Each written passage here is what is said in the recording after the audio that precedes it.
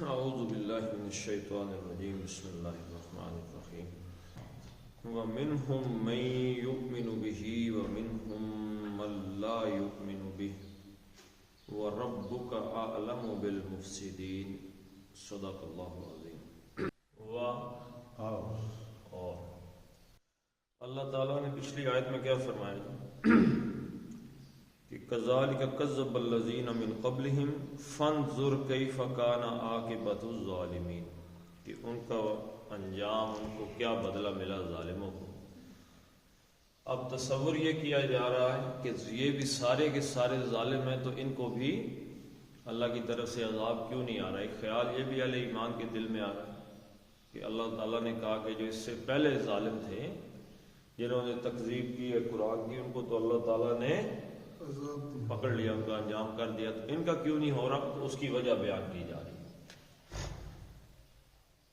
وَمِنْهُمْ، من سے اور ہم ان میں سے، ٹھیک ہے جی۔ منہم کیا ہے؟ مرکب جاری۔ من کیا ہے؟ حرف جر۔ منہم، اور ان میں سے ہے، من ان میں سے ہے کوئی جو یؤمنو، آمانا یہ ہم پڑھ چکے ہیں پہلے بھی، باب افعال سے آمانا یؤمنو ایمانا، ایمان لے کے آنا، تصدیق کرنا کسی چیز کی۔ آمانا وہ ایمان لے کے آیا، اور یؤمنو وہ ایمان لاتا ہے۔ اب یؤمنو کیا ہے؟ فعل مضارع، فعل مضارع جو ہے یہ کون سے دو افعال پہ مبنی ہے جی؟ حال پہ اور مستقبل پر۔ اب یہاں پہ آپ مستقبل کا ترجمہ بھی کر سکتے ہیں۔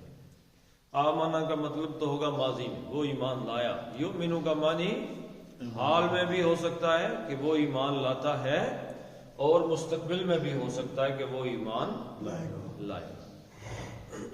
اب تصور یہ دماغ میں آیا ہوا ہے کہ بھئی یہ ظالم ہے، قرآن کی تکذیب کر رہے ہیں، حضور صلی اللہ علیہ وسلم پہ ایمان نہیں لا رہے، اللہ کی پکڑ میں کیوں نہیں آ رہے؟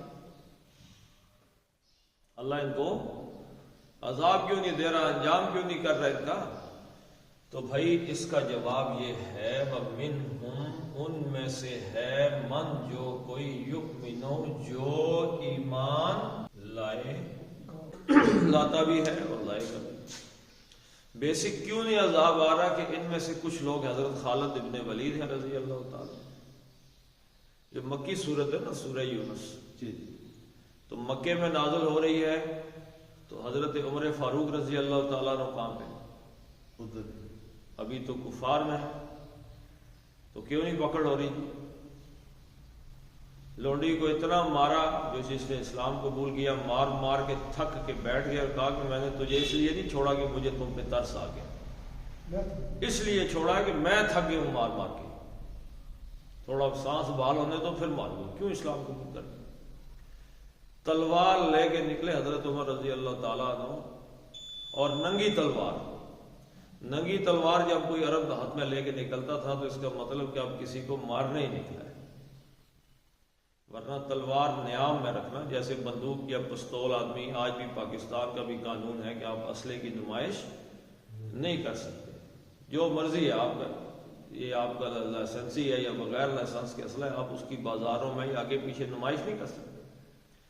تو تلوار نیام میں، تو ننگی تلوار جس نے ہاتھ میں اٹھا لی کہ اللہ کے نبی صلی اللہ علیہ وسلم کو نعوذ باللہ قتل کرنے چلے، تو سوال تو پیدا ہو جائے، کیوں نہیں پکڑ آ رہی؟ حضرت خالد بن ولید رضی اللہ عنہ، اور کتنے لوگ ہیں جنہوں نے اسلام قبول کرنا ہے ابھی۔ آپ چلے عرب کی تو مثال اس زمانے کی چھوڑ دیں، اپنی مثال ہم لے لیتے ہیں کہ ہم کتنے عرصے تک اللہ تعالیٰ سے بغاوت میں زندگی گزارتے رہے، پھر ایک وقت آیا جب اللہ تعالیٰ نے کہا چلو اس طرف موڑ جاؤ۔ تو اس سے پہلے ہو سکتا ہے ہماری حرکتیں دیکھ کے لوگ کہتے ہوں کہ ان پہ اللہ کا عذاب کیوں نہیں آیا۔ آج ہمارے معاشرے میں ایسے کتنے لوگ ہیں کہ جنہوں نے انتہائی غلط زندگی سے اپنے رخ کو سیدھی طرف موڑ دیا۔ تو جب وہ غلط زندگی گزار رہے تھے تو کیا لوگوں کا خیال نہیں تھا کہ اللہ تعالیٰ کی پکڑ کیوں نہیں آ رہی؟ تو بھائی اللہ کی پکڑ اس لیے نہیں آ رہی، منہم من یؤمن بہ، اور اس لیے نہیں آ رہی بھائی ان میں سے کوئی ایسے بھی ہیں کہ جو ایمان لائیں گے۔ ابھی انہوں نے ایمان، اللہ جانتا ہے اور کوئی نہیں جانتا، اس صورت کی اس آیت کے آخر میں آ جائے گا۔ وَمِنْهُمْ مَن يُؤْمِنُ بِهِ، جس چیز پہ ایمان لایا جاتا ہے وہ با کے پریپوزیشن کے ساتھ آتا ہے، جیسے پچھلی آیت میں کذب آیا تھا، کذب ابھی جس چیز کو جھٹلایا جاتا ہے اس کے ساتھ بھی با کی پریپوزیشن ہے۔ پچھلی دفعہ کے پچھلی آیت میں بل کذبوا بما لم یحیطوا، اسی طرح کفروا آئے گا تو جس چیز کا کفر کیا جائے گا اس کو بھی با کی پریپوزیشن کے ساتھ۔ تو کس چیز پہ ایمان نہیں لاتے؟ بہی، یہ کی ضمیر کس طرف جا رہی ہے؟ قرآن۔ پچھلی کتنی آیات سے جو بھی ضمیریں جا رہی ہیں ایمان کی، تکذیب کی، وہ قرآن کے ساتھ جڑی ہوئی ہیں، کیونکہ آیت کہاں سے شروع ہوئی تھی؟ پچھلے ہم ما کانا ھذا القرآن، یہ قرآن نہیں ہے یفترا کہ اس کو گھڑ لیا جائے۔ تو کوئی ایسا ہے کہ جو اس قرآن پر ایمان لے کر آئے گا۔ وَمِنْهُمْ مَن يُؤْمِنُ بِهِ، بھائی کوئی پتہ ہی ہمیں تو نہیں پتا، اللہ جانتا ہے کہ ان میں سے ایسے لوگ بھی ہیں کہ جو قرآن پر، اللہ کے نبی صلی اللہ علیہ وسلم پر، اللہ پر ایمان لے آئیں گے۔ اور منہم، ان میں سے، من کوئی ہے جو لا نہیں، یؤمنو، وہی مطلب آ گیا نا، آمنا یؤمنو، ایمان لائے گا۔ ایسے بھی ہیں کہ جو ایمان لے آئیں گے، ایسے بھی ہیں کہ جو ایمان نہیں لے کے آئیں گے، بازر بھی پر، کس چیز پر؟ قرآن پر۔ کتنی کلاسز ہوگی جی؟ دو۔ ایک جو ایمان لے آئیں گے اور ایک جو ایمان لے کر نہیں آئیں گے۔ اب سوال یہ پیدا ہوتا ہے کہ ایمان لانے، اب دیکھیں یہاں پہ اللہ تعالیٰ نے بہت واضح فرق کر دیا۔ یہ آیت اتنی اہم ہے کہ جس کا جان لینا ہمیں بڑا ضروری ہے، اپنے لیے، لوگوں کے لیے۔ ہمارا سب سے بڑا مسئلہ یہی ہے کہ ہم کیا کرتے ہیں جی، ہم جب قرآن کی آیت پڑھتے ہیں تو ہم سوچتے ہیں کہ یہ فلاں بندوں پہ لاگو ہوتی ہے، میں یہ آیت لوگوں کو بتاؤں گا۔ آیت پڑھ کے پہلا خیال کیا آتا ہے؟ مولویوں کو تو پہلا خیال آتا ہے یہ ہے کہ یہ آیت انشاءاللہ جمعے کے بیان میں سنائیں گے، فلاں جگہ درس دیں گے، وہاں جائیں گے، لوگوں کو سنائیں گے۔ قرآن لوگوں کے لیے نازل نہیں ہوا، کس کے لیے ہوا جی؟ اپنے لیے۔ تو میں پڑھ رہا ہوں تو سب سے پہلے مجھے دیکھنا ہے کہ بھائی میں نے کیا کرنا ہے، مجھے لوگوں کے ساتھ کیا لینا دینا ہے۔ یہ جو لوگوں تک پہنچا رہے ہیں یہ اللہ کے نبی صلی اللہ علیہ وسلم کا حکم ہے، بلغوا انی ولو آیا، میری طرف سے ایک آیت بھی ہے قرآن کی تو وہ لوگوں تک پہنچاؤ، یہ اللہ تعالیٰ کے رسول کا حکم ہے۔ فَلْيُبَلِّغِ الشَّاهِدُ الْغَائِبَ، جو یہاں پہ ہے وہ اس قرآن کو، اس دین کو ان تک پہنچائے جو یہاں پہ نہیں، یہ تو فرض ہے، ورنہ قرآن نازل میرے لیے نازل ہو رہا ہے، بھائی میں دیکھوں کیا ہے۔ اب یہاں پہ آپ دیکھیں کہ اللہ تعالیٰ نے دو کلاسیفیکیشنز کر دی ہیں، کس چیز کی؟ ایک ایمان لائیں گے، ایک ایمان نہیں۔ اب دیکھیں وہ کون ایمان لائے گا، کون ایمان نہیں لائے گا۔ اگلا حصہ دیکھیں اس آیت کا، وَرَبُّكَ أَعْلَمُ بِالْمُفْسِدِينَ۔ ایک چیز سے دو مرادیں ہمارے سامنے آ گئی۔ کیا فرمایا جی؟ وَرَبُّكَ، اور ربک، اگر یہ ہوتا وَرَبِّكَ تو کیا مطلب ہوتا؟ اگر فرض کیا ہوتا وَرَبِّكَ تو کیا مطلب ہوتا؟ یاد رکھیے گا کہ واو کے بعد جب کوئی اسم آئے، کیا آئے جی؟ اسم۔ واو کے بعد کوئی اسم آئے اور وہ مجرور ہو، وہ اسم کیا ہو؟ مجرور، تو واو جو ہے یہ قسمیہ ہو جاتی ہے. والفجر، اور قسم ہے فجر کی. والعصر، اور قسم ہے عصر کے وقت کی. والشمس، اور قسم ہے سورج کی. واللیل، اور قسم ہے رات کی. اگر ہوتا ہوا ربی کا تو یہ مطلب ہو جاتا کہ قسم ہے آپ کے رب کی. جہاں پہ حضرت عمر رضی اللہ تعالیٰ عنہ نے ایک منافق کی گردن اڑائی نہ دی تو شور کھڑا ہو گیا کہ اللہ کے نبی صلی اللہ علیہ وسلم نے ایک فیصلہ دیا. اس پہ ایک آدمی کسی یہودی سے فتویٰ لینے چلا گیا حضور صلی اللہ علیہ وسلم کے بعد. تو قرآن میں آیت نازل ہوئی فلا وربک لا یؤمنون، کہ قسم ہے آپ کے رب کی کہ وہ بندہ مومن نہیں ہو سکتا جب تک کہ آپ کے فیصلے پہ راضی نہ ہو. آج ہم قرآن کے فیصلے پہ، اللہ کے نبی کے فیصلے پہ راضی ہیں. جب ہمارا کوئی معاملہ ہو جاتا ہے اس پہ اللہ کے رسول صلی اللہ علیہ وسلم کا فیصلہ موجود ہے، قرآن کا فیصلہ موجود ہے تو ہم راضی ہوتے ہیں. اگر ہم راضی نہیں ہوتے تو قرآن کہہ رہا ہے فلا وربک لا یؤمنون حتی یحکموک فیما شجر بینہم، تمہارے جو آپس میں اختلاف ہیں ان میں جب تک تم اللہ کے رسول صلی اللہ علیہ وسلم کو حاکم مطلق نہ مان لو تم اہل ایمان ہو ہی نہیں. اور ہمارا طرز عمل کیا ہے؟ واو اور رب کا، آپ کا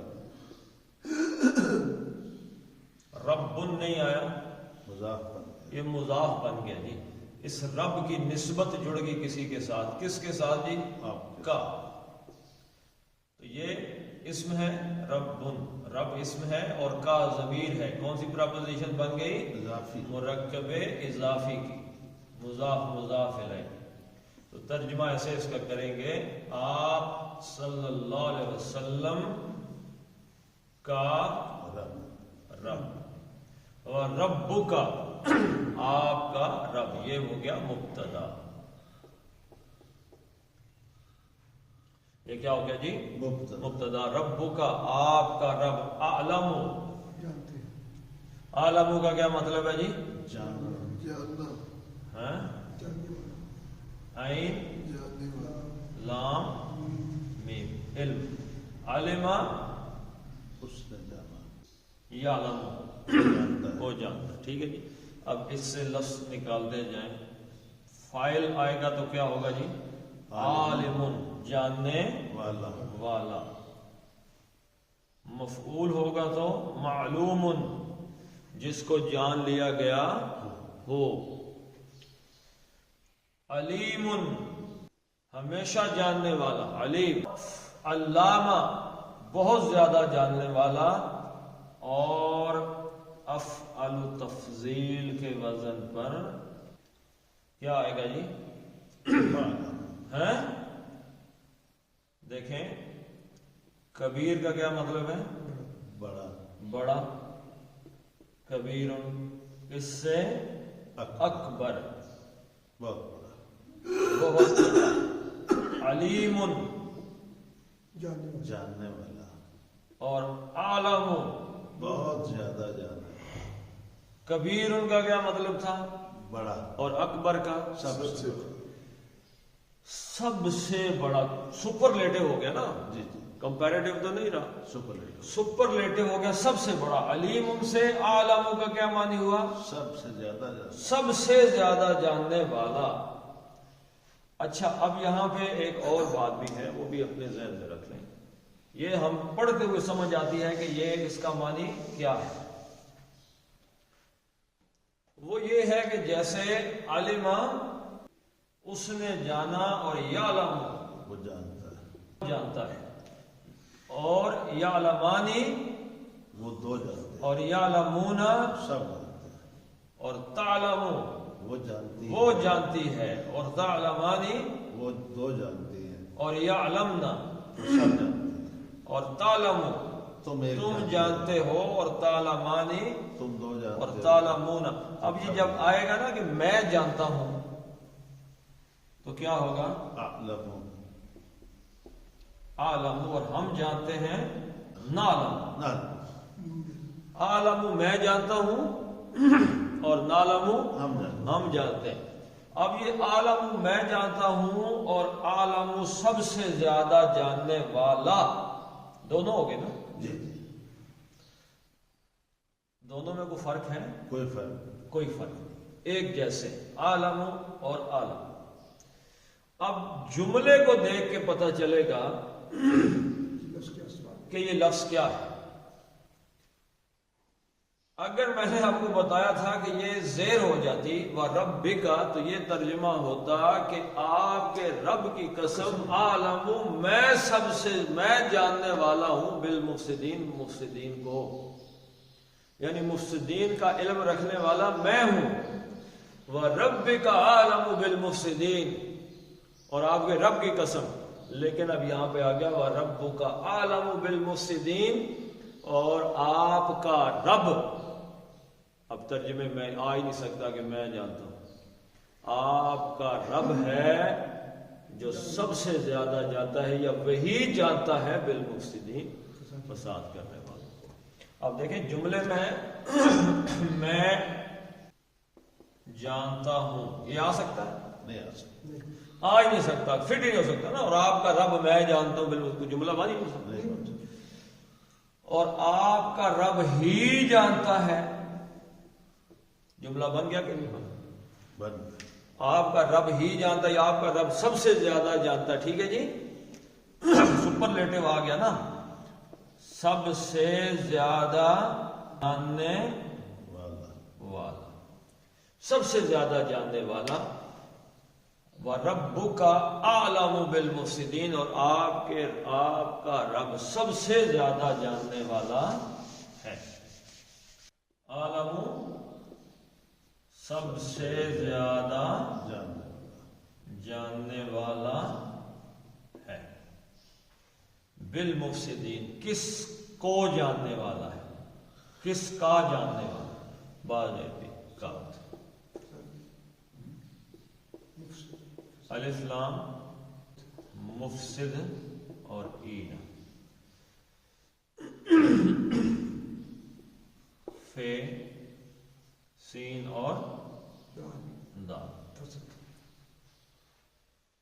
فسد یفسد فسادن، فساد ہے، میں نے آپ کو بتایا ہے کہ ایک اصول ہے کہ تعرف الاشیاء بازدادها، کسی چیز کو سمجھ رہا ہو نا کہ کیا ہے تو اس کی متضاد سے سمجھو، اندھیرے کو جیسے روشنی سے، غم کو خوشی سے، جوانی کو بڑھاپے سے، ٹھیک ہے جی۔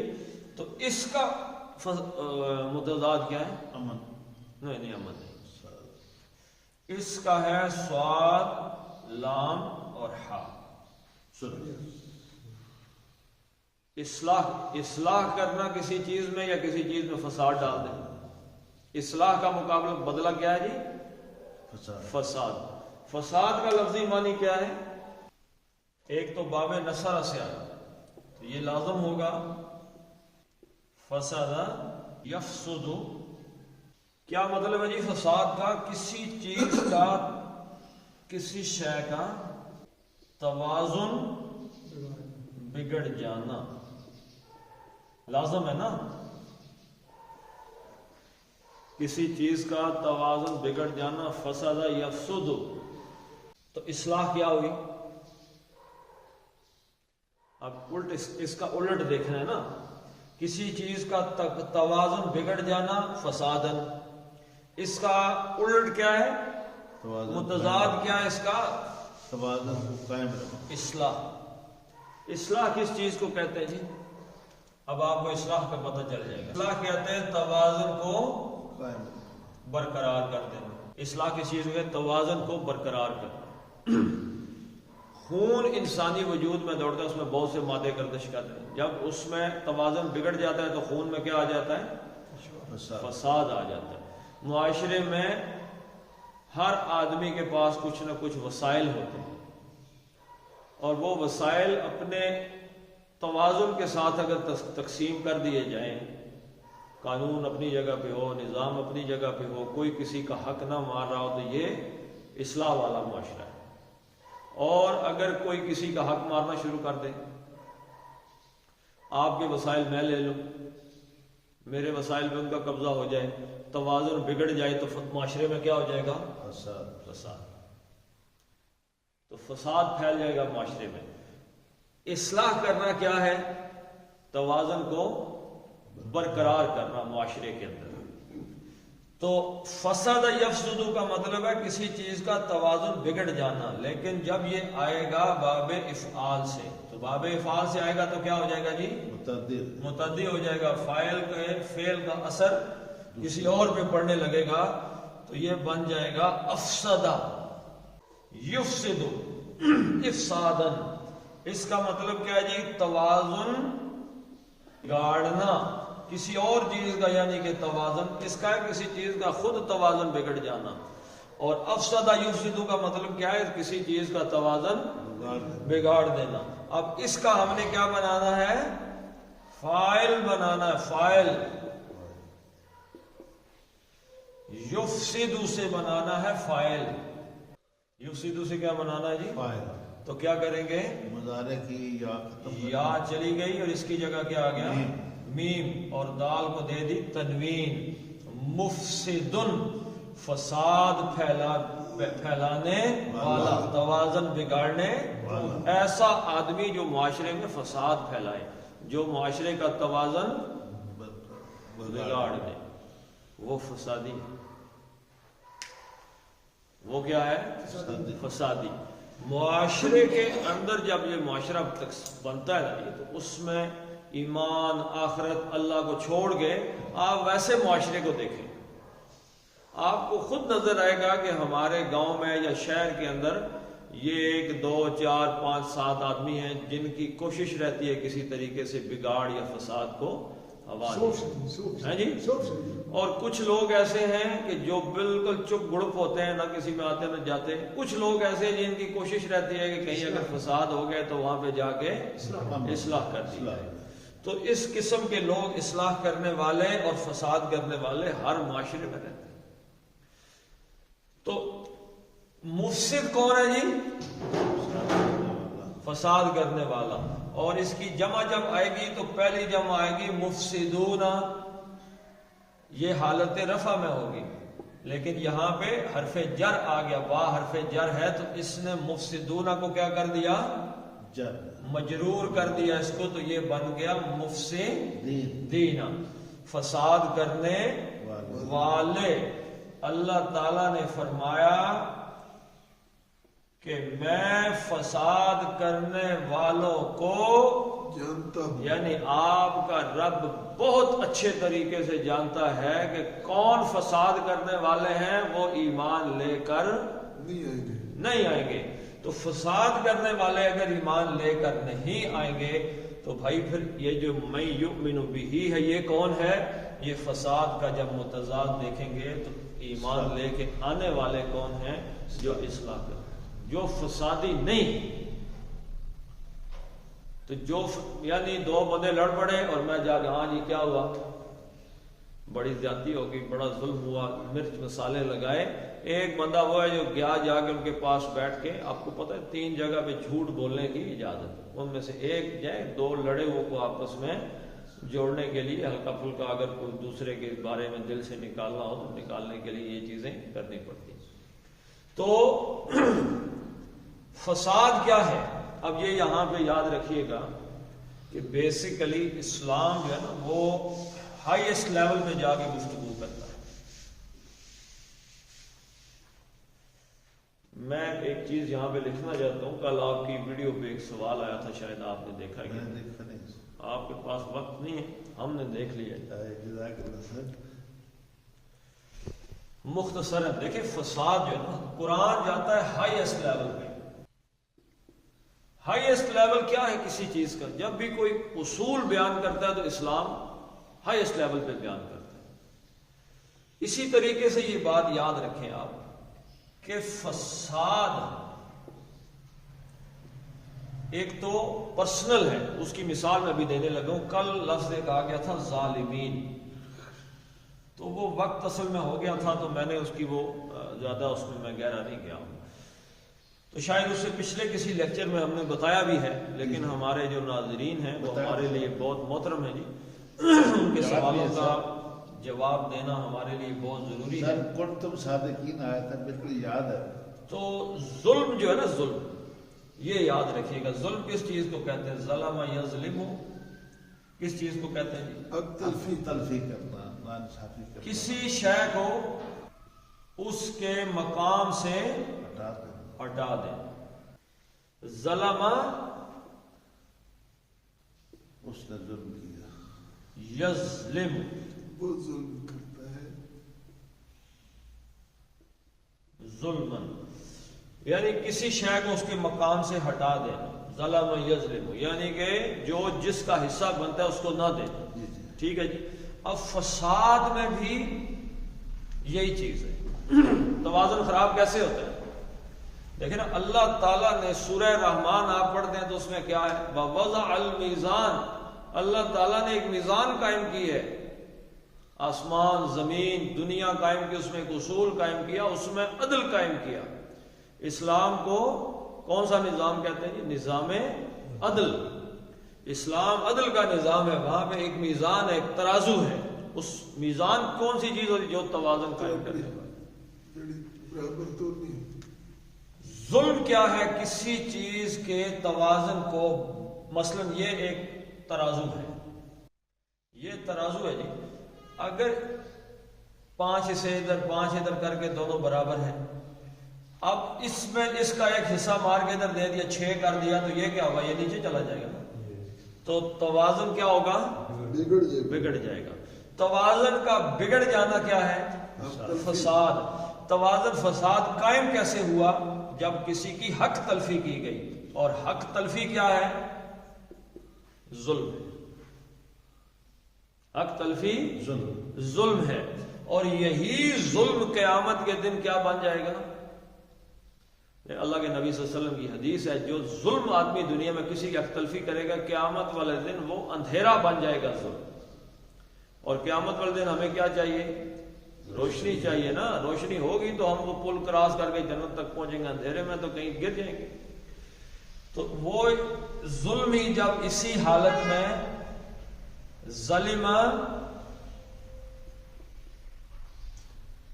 یظلم، ظلم یظلم کا مطلب ہوتا ہے اندھیرا،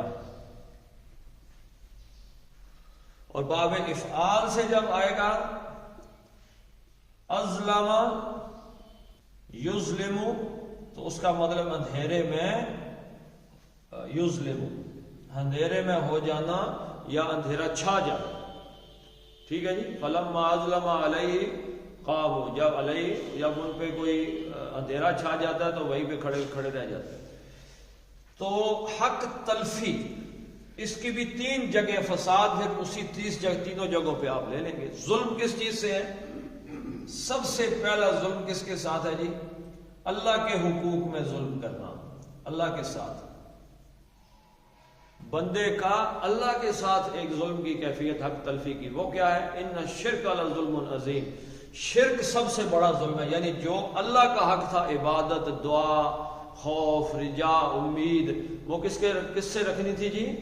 اللہ سے، وہ کسی اور سے رکھ لی ہے، تو اس کا مطلب ہے کہ ہم نے یہاں پہ گڑبڑ کی، اور یہ کیا ہے؟ شرک ہے۔ ایک ہے بندوں کے ساتھ، بندوں کی حق تلفی کرنا، ظلم کرنا، بندوں کے ساتھ ظلم کرنا۔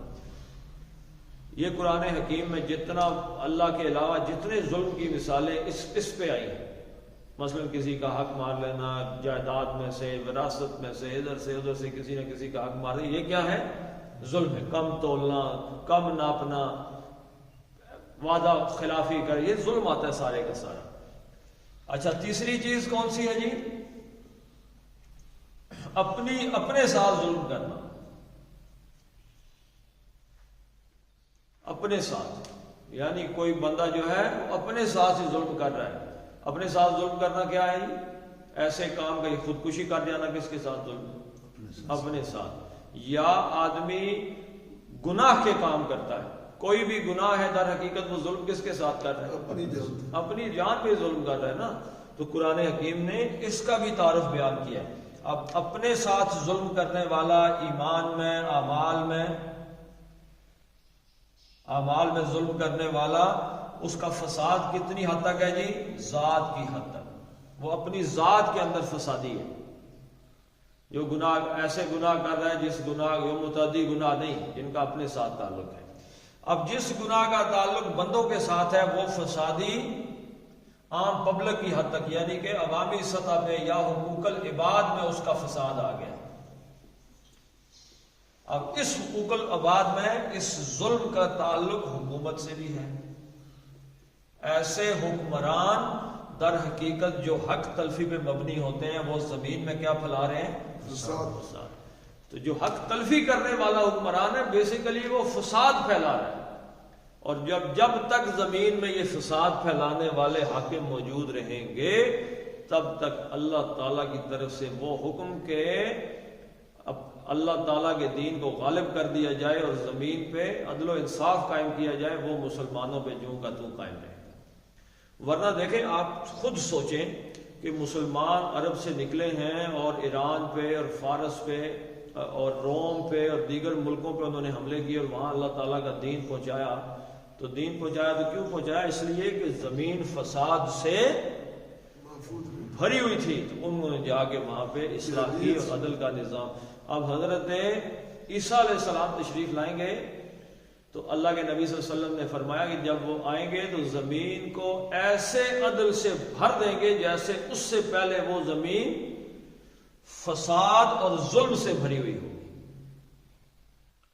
تو اللہ کے حقوق میں ظلم، حق تلفی، بندوں کی حق تلفی، اپنے ساتھ حق تلفی، یہ فساد ہے، توازن کا بگڑ جانا۔ تو ظلم اور فساد ہم مانی ہے۔ اب میں کوشش تو کی ہے کہ اس چیز کو سمجھانے کی، اللہ تعالیٰ ہمیں مزید توفیق دے جی کہ ہم اس بات کو کھول سکیں۔ پڑھ لیتے ہیں انشاءاللہ، کہیں اگلے لیکچر میں پھر اس پہ گفتگو ہوگی۔ جزاک اللہ۔ وَمِنْهُمْ مَن يُؤْمِنُ بِهِ وَمِنْهُمْ مَن لَا يُؤْمِنُ بِهِ وَرَبُّكَ أَعْلَمُ بِالْمُفْسِدِينَ۔ صدق اللہ العظیم۔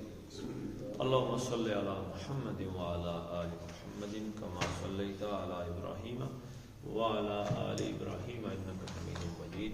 اللهم بارك على محمد وعلى آل محمد كما باركت على إبراهيم وعلى آل إبراهيم إنك حميد مجيد۔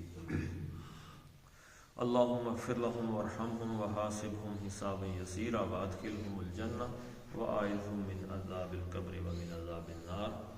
اللهم من أحييته منا فأحيه على الإسلام ومن توفيته منا فتوفه على الإيمان۔ اللهم أنزل الباس رب الناس واشف أنت الشافي لا شفاء إلا شفاءك شفاء لا يغادر سقما۔ اللهم بارك لنا في رزقنا وفي صحتنا، ربنا هب لنا من أزواجنا وذرياتنا قرة أعين واجعلنا للمتقين إماما۔ ربنا فاغفر لنا ذنوبنا وكفر عنا سيئاتنا وتوفنا مع الأبرار۔ وصلى الله تعالى على خير خلقه محمد وعلى آله وصحبه أجمعين برحمته۔